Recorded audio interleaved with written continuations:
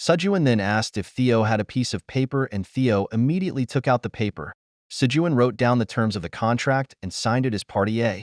Then Theo put his paw on the paper indicating himself as Party B. Then Sejuan announced that the contract was finalized. Theo realized that she was so happy that she didn't realize that she had signed the contract. He was stunned when the contract floated up and disappeared into the air. The contract had been accepted by the tower as a valid agreement. An information window appeared displaying the full details of the contract. The contract states that this is a lifetime distribution agreement effective immediately. Theo will be responsible for selling Sejuan products throughout his life and bringing back his profits. The compensation mentioned earlier remains in place: 25 grilled fish per week or equivalent value in coins, plus an incentive of 3 to 5% of sales. The contract also included some special clauses as part of the original deal. Sejuan will provide his farm produce for Theo to sell. The contract will be cancelled if the amount of profit earned by Theo is less than 5 tower coins in a month. Theo is also prohibited from making other contracts without Sejuan's permission. Lastly, Theo must speak with a cat accent when selling goods, giving a touch of uniqueness to the agreement.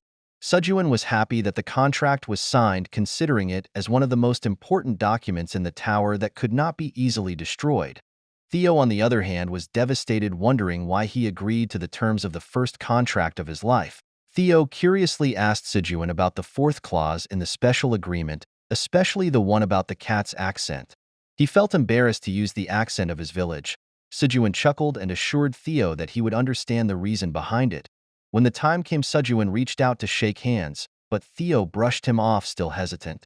Sejuan reminded Theo of the first condition in the special clause, which stated that the contract would be cancelled.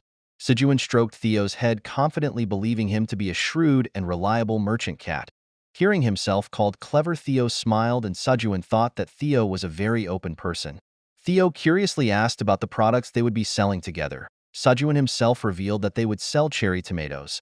Theo looked confused, but Sejuan handed over a freshly picked cherry tomato to surprise Theo.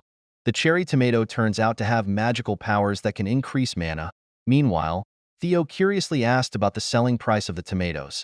Sejuan replied that they planned to sell them for 0.05 tower coins per fruit. Theo was surprised to hear the price, thinking only a fool would buy tomatoes at such an expensive price, but then he realized that the high price might actually benefit him. If he failed to sell enough tomatoes to earn 5 tower coins in 1 month, his contract would be cancelled, but at least he could still enjoy grilled fish during that time. Curious about his sales trip, Theo asked how many tomatoes he should bring. Sejuan suggested bringing 1,000 tomatoes.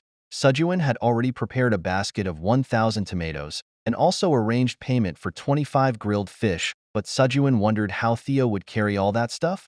Theo revealed that he had a special item called Bundle, which was a cloth with space expansion magic, preservation magic, and the ability to make things light. Theo threw the cloth over the tomatoes and fish, and with a touch of magic, everything was stored inside the cloth, which turned into a small pouch. June was amazed at how practical it was. As Theo prepared to leave, he assured June that he would be back. June and his friends waved goodbye, wishing him the best for his sales trip. A few days later, Theo arrived at the 38th floor of the tower, where a fierce battle was taking place. A group of awakened individuals were fighting against a giant spider monster. The spiders launched an attack on the hunters, but their leader skillfully blocked the attack with a powerful shield. In the end, the leader managed to deliver a killing blow and decapitate the spider with one powerful strike. That leader is Kim Dong-sik, the honorable leader of the Phoenix Guild. His team cheered, showing their confidence that Dong-sik could finish the battle with a single blow, but Dong-sik was modest, asking everyone to stay focused on things after the battle was over. He reminded a woman named Jessica not to be lazy and emphasized that he would not tolerate escape attempts like Jessica did before, but Jessica instead teased Dong-sik with a spoiled attitude. Dong-sik thought hard about how to handle this situation, but suddenly he was stunned to see movement from the nearby bushes. He quickly switched to battle mode and demanded to know who was hiding there. It turned out that the one who emerged from the bushes was Theo. Theo confidently approached the group and offered to show off his wares. Dong-sik and his team were surprised to see a cat serving as a traveling merchant. Some team members even commented on Theo's cuteness, mentioning how adorable his paws were. June had previously told Theo that using an accent from his village would attract human attention, and now Theo realized that it had indeed proven effective. Theo took out a cherry tomato from his bag and offered it as a bargain, but the humans seemed less interested in it. They expressed their disappointment, stating that if Theo intended to sell food in the middle of a battle, he should have brought something more filling like meat or bread. Tomacherry was definitely not an adequate choice to eat in such an intense situation. Witnessing their doubts, he advised them to check the status of the window to confirm his claims. Considering there was a pink-haired girl who had done it earlier, based on the girl's discovery that consuming just 10 grams of cherry tomatoes would reduce body fat permanently, hearing this information, the hunters, especially the female hunters, were shocked and immediately ordered cherry tomatoes. This is a very valuable item, and they immediately rushed over to buy the highly sought-after cherry tomatoes. The excitement of the diet-loving hunters made other members curious, including Dongsik, who was also thinking of buying it as a gift for his daughter back home. Meanwhile, in the cave, Sejuan continued to harvest more tomacherry. He just leveled up and got the status bonus. Mama Rabbit accompanied Sejun, and she asked if Theo was doing well. Sejun guessed that the cat must have met some hunters. At first glance, those magical cherry tomatoes seem to enhance more magical powers, but upon further scrutiny, it becomes apparent that they offer greater benefits. Consuming one tomato will dissolve 10 grams of body fat and invigorate the body. Sejun realized that these cherry tomatoes were the perfect diet food with no side effects. He was confident that they would sell well, as he believed people would need an effective diet solution. Theo, meanwhile, was flabbergasted at the fact that he managed to sell all the cherry tomatoes. He didn't know how to react to this incredible success. Sejuan stared at the carrot seeds that had just sprouted. Lost in thought, he wondered if the germination rate was only about 70%.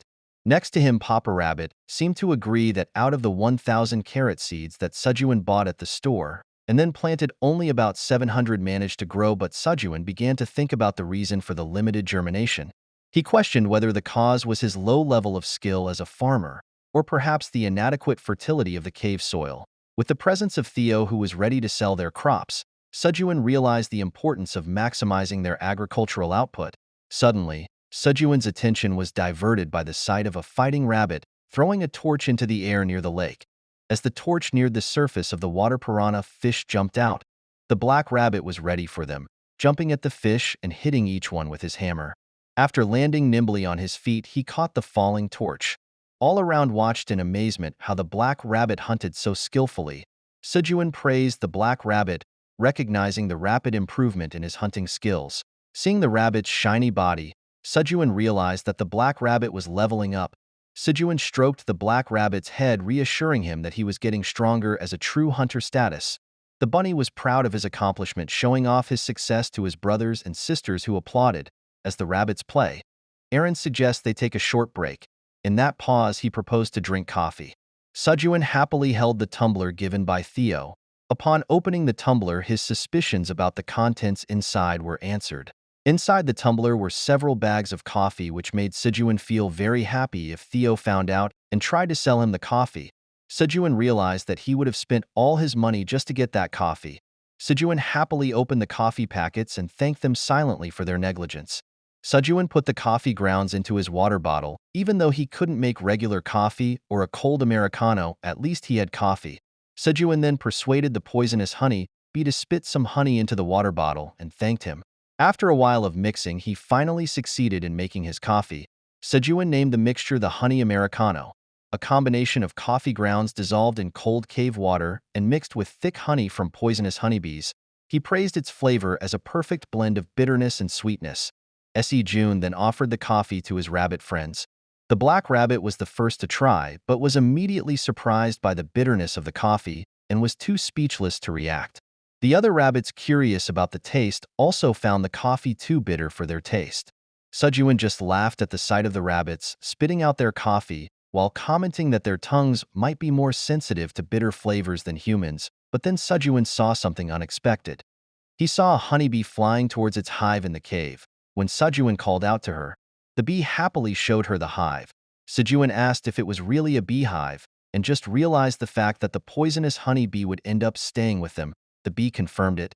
Sejun and the rabbits were very happy to hear the news, but suddenly he received a message from the tower manager sending a quest asking for 10 magical cherry tomatoes. Although there is no reward for completing this quest, the penalty for refusing is disappointment. Sejun smiled amusedly, thinking that the tower manager now no longer threatened him, but only made a rather pathetic request. Sejun handed over the tomatoes, and the tower manager gratefully accepted them and even thanked Sejun. Surprised, Sejun smugly said that he was satisfied to see the tower manager expressing gratitude, but suddenly realized that he had just acted in a subservient manner. After realizing that, he felt a little disappointed, not realizing that Papa Rabbit was secretly enjoying coffee behind him. On another floor inside the tower, a goblin placed a drink on the table. That goblin is Scarum, who previously tricked Theo. Scarum looked annoyed that the gullible cat hadn't returned yet, while the friend beside him asked if he meant Theo, the cat who previously bought goods from him. One of his friends praised Scarum's cunning in successfully selling low-quality goods by tricking the cat and expressed a desire to learn a similar trick. Another friend asked why was Scarum looking for him. Scarum began to explain why. He said that the cat spent all his money on buying things from him and was worried that Theo hadn't returned after a long time. He argued that Theo should have come back to complain about not being able to sell his stuff. His friend asked if Scarum was really worried and what would he do if Theo came back. Scarum replied that as a good person he couldn't pretend not to see Theo. He would buy the cat a glass of milk, tell him about the great opportunity that existed, and then borrow a little money so that Theo could take advantage of the opportunity. However, he mentioned that the poor cat would have to work hard to repay the loan that he would give at a high interest rate. Scarum declared that Theo would be his slave for the rest of his life. In the end, his friends praised Scarum as a genius. One of them suggested that Scarum should immediately look for Theo because it was not easy to find such a gullible cat. Scarum laughed, confidently replying that they still had plenty of time. Scarum then proposed to check the sales ranking of today's wandering merchants. They opened the information window before them, which displayed the wandering merchants' ranking based on their sales.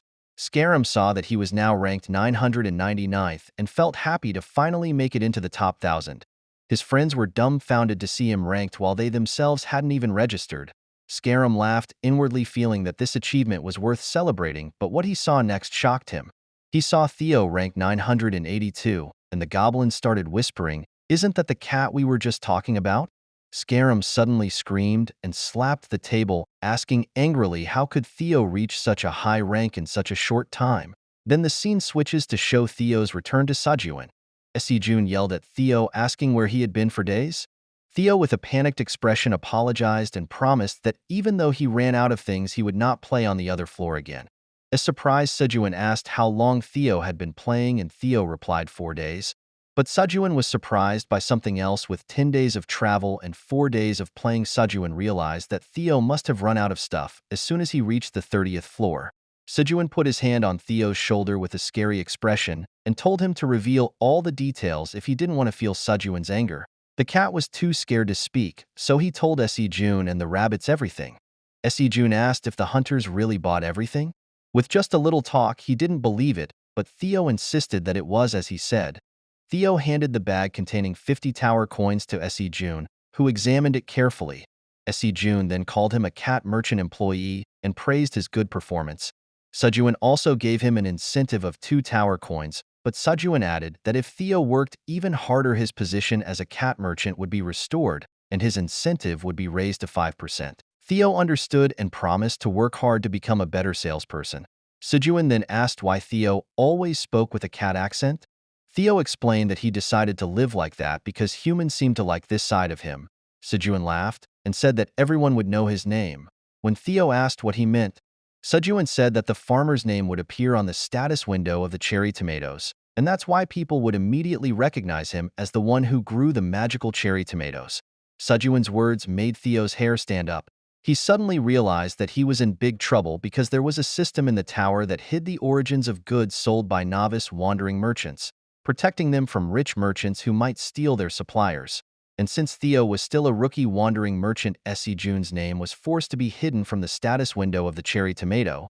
Theo was worried that Sejun would be angry when he learned the truth. He was afraid that he would be relegated from his position as an employee to an apprentice or even a part-time worker. When Sejun asked what Theo was thinking, Theo tried to pretend that nothing was wrong. Theo hurriedly approached the rabbit carrying the harvested tomatoes and began to put them into the storage bin. To the rabbit's surprise, Theo's reason for doing this was to remove the restriction that hid the farmer's name from the status window, and the only way to do so was to earn 1,000 tower coins. and become an intermediate trader.